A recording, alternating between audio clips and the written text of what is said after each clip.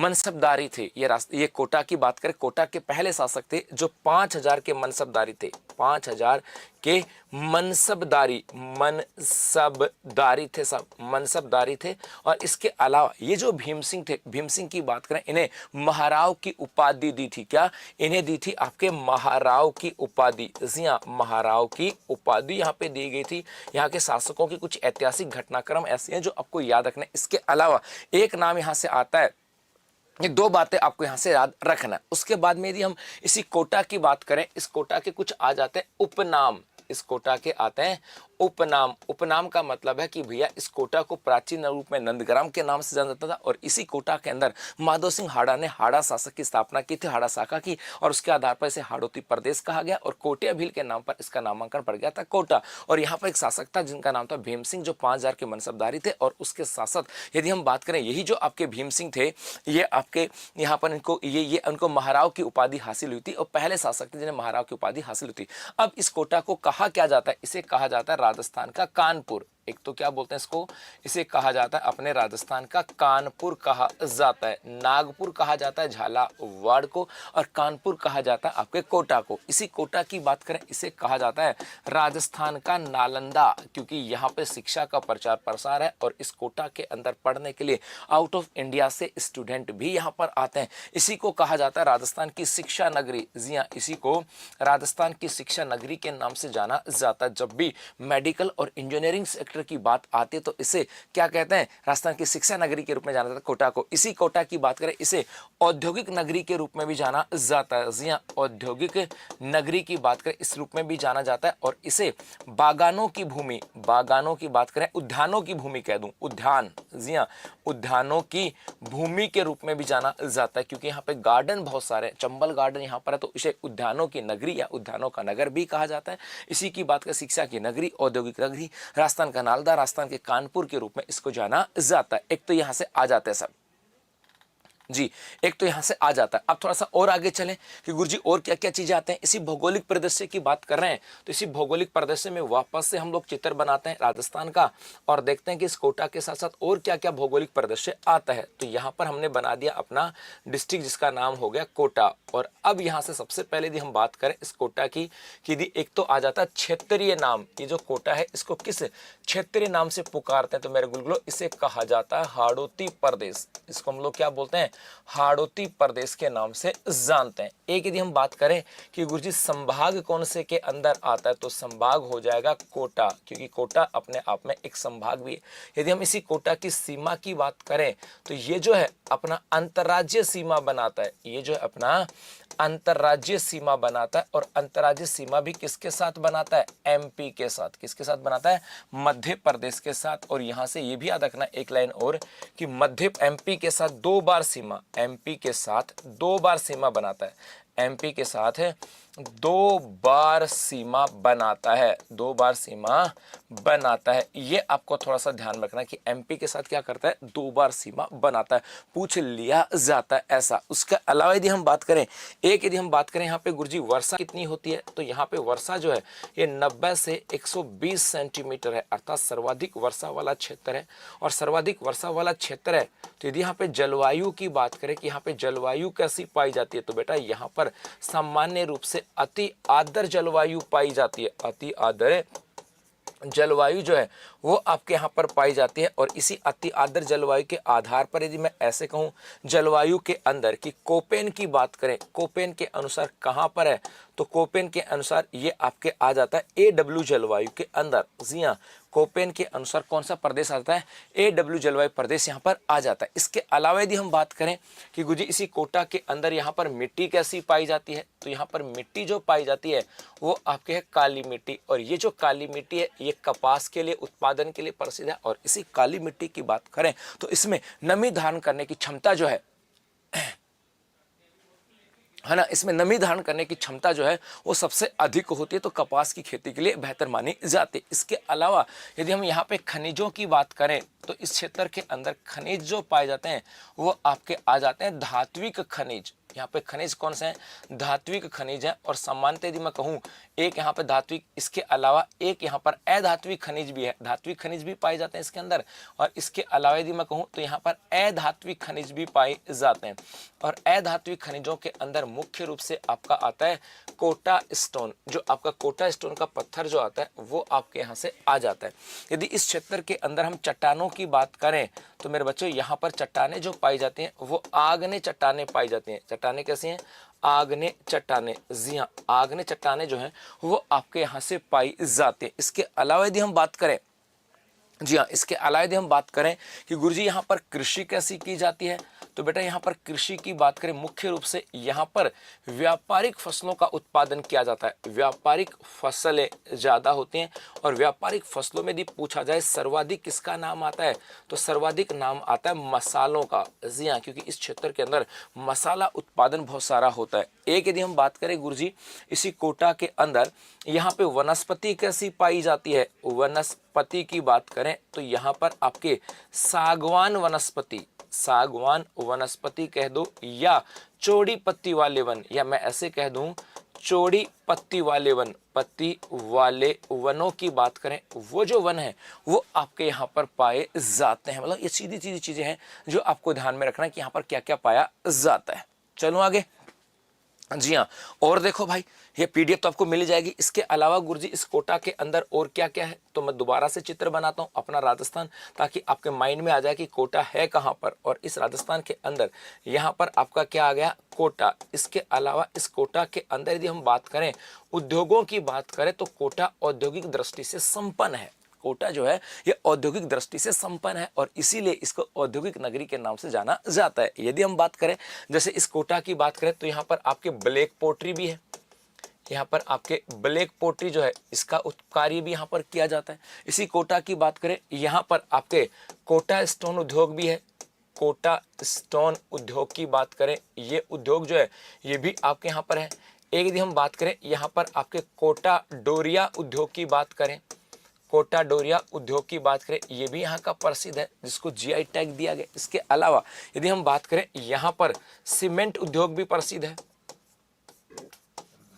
Cement उद्योग की बात करें ये भी आपके लिए प्रसिद्ध है कि नहीं है। सीमेंट उद्योग की बात करें और सीमेंट उद्योग में जैसे यहाँ पर श्री राम सीमेंट आ जाती है। श्री राम सीमेंट की बात करें वो इकाई यहीं पर है। और यदि हम सीमेंट उद्योग की बात करें तो मुख्य रूप से एक स्थान पड़ता है यहाँ पर मोडक, जो कि आपके सीमेंट उद्योग के लिए प्रसिद्ध है। हाँ, ब्लैक पोट्री सवाई माधोपुर की भी है और ब्लैक पोट्री की बात करें ये आपके कोटा की भी है। सवाई माधोपुर और कोटा की बात करें वो भी यहाँ पर आता है। इसके अलावा यदि हम रासायनिक उद्योग की बात करें, आपके यहाँ पर रासायनिक उर्वरक उद्योग, रासायनिक उर्वरक उद्योग की बात करें वो भी यहाँ पर प्रसिद्ध है। और मुख्य रूप से कौन सा है, गडे पान की बात करें। और इस गडे पान की बात करें तो यहाँ पर आपके आ जाता है चंबल फर्टिलाइजर्स। यहाँ पर आपके क्या आता है, चंबल फर्टिलाइजर्स की बात करें, फर्टिलाइजर्स की बात करें वो आपके यहाँ से आ जाता है। तो चंबल फर्टिलाइजर्स कहाँ पर है, गडे पान कोटा में। और किसके लिए, ये आपके रासायनिक उर्वरक उद्योग के लिए यहाँ पर आ जाता है। इसके अलावा यह रासायनिक उर्वरक की बात करें तो एक आपके यहाँ पे श्री राम यूरिया की बात करें, श्री राम यूरिया इसकी इकाई भी आपके यहाँ पर है साहब। इसके अलावा यदि हम बात करें इसी उद्योगों की बात करें, एक आपके यहाँ पर और भी इकाइयाँ जी, ऐसा नहीं सर इन इकाइयों से हो गया, ऐसा नहीं है। एक यहाँ पर आ जाता है इंस्ट्रूमेंटेशन लिमिटेड की बात करें, इंस्ट्रूमेंटेशन लिमिटेड की बात करें, लिमिटेड इसकी इकाई कहाँ स्थापना की गई है, इसी कोटा के अंदर है, केंद्र सरकार के द्वारा। इसके अलावा सेमकोर ग्लास वर्क्स की बात करें, इसी कोटा के अंदर एक आपका आ जाता है सेमकोर ग्लास वर्क्स की बात करें वो भी आपके इसी कोटा के अंदर है। इसी कोटा की बात करें तो अपने यहाँ पर एग्रो फूड पार्क भी है साहब। इसी उद्योगों की बात करें तो अपने यहाँ पर एक एग्रो फूड पार्क की बात करें वो भी आपका यहाँ पर है। और ये एग्रो फूड पार्क क्या है, राजस्थान का प्रथम, राजस्थान का फर्स्ट एग्रो फूड पार्क है। यदि हम यहीं पर बात करें तो आपके स्पाइस पार्क भी यहीं पर है। और ये स्पाइस पार्क जो है ये राजस्थान का सेकंड है, कि राजस्थान का सेकंड स्पाइस पार्क कहाँ पर, कोटा के अंदर है। और एग्रो फूड पार्क कहाँ पर है, इसी के अंदर है। और ये दोनों के दोनों कहाँ पर हैं, तो रानपुरा के अंदर है। रानपुरा के अंदर एग्रो फूड पार्क और रानपुरा के अंदर ही आपका आ जाता है स्पाइस पार्क की बात करें ये भी आपके यहाँ से आ जाता है। और अब गुरुजी इतने सारे उद्योग होंगे तो यहाँ पर पर्टिकुलर कोई ना कोई औद्योगिक एरिया तो होगा, तो यहाँ पर एक आ जाता है आपका औद्योगिक क्षेत्र, और ये भी एग्जाम के पॉइंट ऑफ व्यू से इंपॉर्टेंट है। उसका नाम है इंद्रप्रस्थ औद्योगिक क्षेत्र। इंद्रप्रस्थ औद्योगिक क्षेत्र, जी हाँ, यहाँ पर इंद्रप्रस्थ औद्योगिक क्षेत्र है, और इस यहाँ पर बहुत सारी इकाइयों की स्थापना की गई। तो आपका कोटा जो है ये औद्योगिक दृष्टि से भी बड़ा इंपॉर्टेंट है साहब। इसके अलावा यदि हम बात करें गुरुजी और क्या क्या आ जाता है इस कोटा में, यदि हम यहाँ पर वन्य जीवों की बात करें कि गुरुजी वन्य जीवों की दृष्टि से, तो मेरे गुलगुलो वन्य जीवों की दृष्टि से बात करें तो चंबल घड़ियाल अभ्यारण्य की बात करें, वो भी आपके कोटा में है। चंबल घड़ियाल अभ्यारण्य की बात करें, वो भी आपके कहाँ पर है, कोटा के अंदर आता है, क्योंकि चंबल नदी में है और चंबल नदी कोटा से होकर के जाती है। एक जवाहर सागर अभ्यारण्य की बात करें, जवाहर सागर अभ्यारण्य की बात करें, ये भी आपके कहाँ पर आती है, ये भी आपके कोटा के अंदर साहब। एक यदि हम बात करें मुकुंदरा हिल्स की बात करें, राष्ट्रीय उद्यान की बात करें, ये मुकुंदरा हिल्स राष्ट्रीय उद्यान, ये भी आपके कहां पर है, कोटा के अंदर आ जाता है साहब। इसके अलावा यदि हम बात करें मुझे इसी कोटा के अंदर आपके यहाँ पर कोई टाइगर परियोजना भी है क्या, यदि इसी कोटा के अंदर टाइगर परियोजना की बात करें तो एक तो यहाँ पर आ जाती है मुकुंदरा हिल्स टाइगर परियोजना, मुकुंदरा हिल्स टाइगर परियोजना है, और एक यहाँ पर आ जाती है आपके रामगढ़ परियोजना। जी हाँ, मुकुंदरा हिल्स परियोजना और रामगढ़ परियोजना, ये दोनों की दोनों टाइगर परियोजना, इनका विस्तार भी आपके कोटा के अंदर आ जाता है। इसी कोटा की बात करें तो एक आपके यहाँ पर आ जाता है अभेड़ा जैविक उद्यान। इसी कोटा की बात करें तो मेरे गुलगुलो एक आपके यहाँ पर आ जाता है अभेड़ा जैविक उद्यान। तो ऐसी कई बातें हैं जो आपको इस कोटा के साथ याद रखने इसके भौगोलिक परिदृश्य के अंदर। चलें आगे, कोटा जंतुआलय की बात करें, जी हाँ, इसी कोटा की बात करें, यहीं पर आपका एक आ जाता है कोटा जंतुआलय भी है, जंतुआलय। चिड़ियाघर की बात करें वो भी आपके इसी कोटा के अंदर आ जाता है। तो औद्योगिक दृष्टि से क्या है, वन्य जीव अभ्यारण्य कौन से, टाइगर परियोजना कौन से, इसके अलावा क्या यहाँ पर कोई जैविक उद्यान भी है क्या, उन सब बातों की चर्चा हम लोगों ने यहाँ पर की है। तो ये तो पीडीएफ आपको मिल जाएगी, चिंता मत करना। चले यहां से आगे, जी भाई, और आगे देखो अब यहां पर क्या क्या चीजें आ जाती हैं। देखो यदि हम बात करें, एक आपके यहां पर आ जाएगा मुकुंदरा हिल्स राष्ट्रीय उद्यान। मुकुंदरा हिल्स राष्ट्रीय उद्यान की बात करें, ये आपके कोटा में ही है। ये जो मुकुंदरा हिल्स राष्ट्रीय उद्यान की बात करें, ये आ जाएगा कि ये अपना क्या था, राज्य का थर्ड राष्ट्रीय उद्यान, राजस्थान का ये तीसरा राष्ट्रीय उद्यान है। राजस्थान का ये क्या भाई, आपके थर्ड राष्ट्रीय उद्यान है, और इस थर्ड राष्ट्रीय उद्यान की स्थापना कब की गई थी, जनवरी 2012 के अंदर। एक आपके यहाँ पर टाइगर परियोजना भी है, टाइगर परियोजना, और ये टाइगर परियोजना की बात करें तो राज्य की थर्ड टाइगर परियोजना है, और ये कब आई थी, 2013 के अंदर। तो यहाँ पर राज्य की तीसरी टाइगर परियोजना भी आप जाती है। और इसी मुकुंदरा हिल्स की बात करें, यहाँ पर आपके पाए जाते हैं गागरोनी तोते। यहीं पर आके गागरोनी तोते, जिनको क्या कहते हैं, जिनको कहते हैं हिंदुओं का आकाश लोचन, हिंदुओं का आकाश लोचन कहा जाता है। और ये मानव की भाषा ऐसे कैसे बोलते हैं। और एक आ जाएगा इसी मुकुंदरा हिल्स की बात करें तो यहाँ पर आ जाएगा कि आदि मानव के अवशेष मिले। यहाँ पर क्या मिले हमें, आदि मानव के अवशेष की। भैया हाल ही के अंदर कौन सी टाइगर परियोजना है जहाँ पर आदि मानव के अवशेष मिले, तो मुकुंदरा हिल्स के अंदर। तो ये आपकी टाइगर परियोजना कब बनी ये भी याद रखना, राष्ट्रीय उद्यान का दर्जा कब दिया गया ये भी याद रखना, यहाँ पर कौन से तोते पाए जाते हैं, और आदि मानव के अवशेष की बात करें वो भी आपके यहाँ से आ जाता है। इसके अलावा यदि हम बात करें और देखो एक दर्रा वन्य जीव अभ्यारण्य, जी हाँ, दर्रा वन्य जीव अभ्यारण्य, ये भी आपके कहां पर है, कोटा के अंदर है। इसके साथ याद रखना कि गुरुजी इसकी स्थापना कब हुई थी, तो मेरे गुलगुलो इसकी स्थापना हुई थी 1955 के अंदर। दर्रा वन्य जीव अभ्यारण्य की बात करें, ये भी आपके कहां पर है, कोटा के अंदर है साहब। चलो और आगे देखो, नेक्स्ट यदि हम बात करें और क्या क्या आ जाता है गुरुजी, कोटा जंतुआलय, अभी बताया था मैंने कोटा जंतुआलय, जी हाँ, जूलॉजिकल पार्क कोटा, ये रहा। वन्य प्राणी की बात करें तो ये आपके चिड़ियाघर है साहब, चिड़ियाघर की बात करें, ये जंतुआलय हो गया कोटा, ये भी आपके कोटा में है।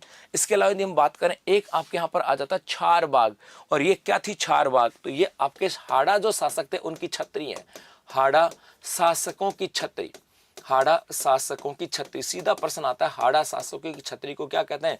चारबाग कहा जाता है, या हाड़ा शासकों की छतरी चारबाग कहाँ पर है? कोटा के अंदर है। तो ये आपके चारबाग है जो हाड़ा शासकों की छतरी, ये यहाँ पर है।